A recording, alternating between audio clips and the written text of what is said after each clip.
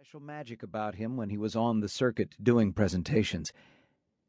He stuck a USB clicker into the slot on his laptop, touched the room control screen to light the hotel projector, and brought up his presentation. Banking in Indian Country, presented by John White, North Lake Bank, North Lake, Minnesota, Midwest Community Banking Conference, Dakota Grand Hotel, Minneapolis. He glanced at the clock.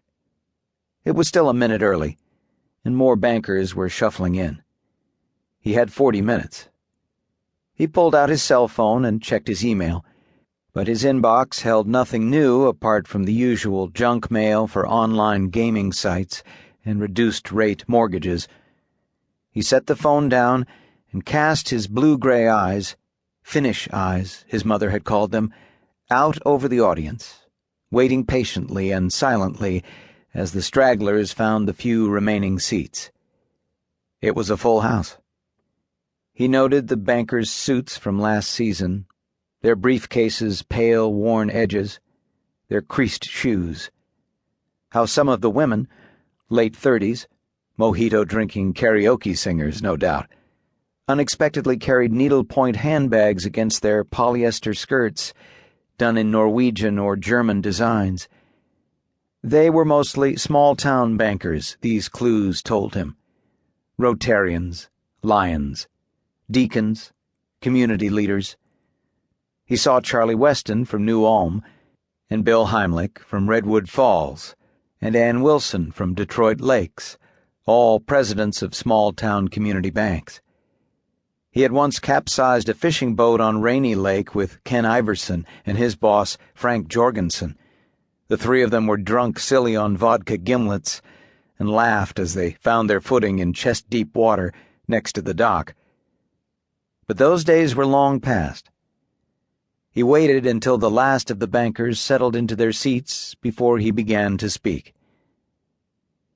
When I first started in community banking, the only reason for people to visit an Indian reservation was to buy moccasins and blankets. Now, people flock to their casinos in droves, and they make money hand over fist. The playing field has changed, and we community bankers need to up our game. I know many of you have banks in communities near Indian reservations, so today I will show you some tools to help you up that game, while avoiding some of the most common legal pitfalls. But I'm also going to warn you, things are not always as they seem.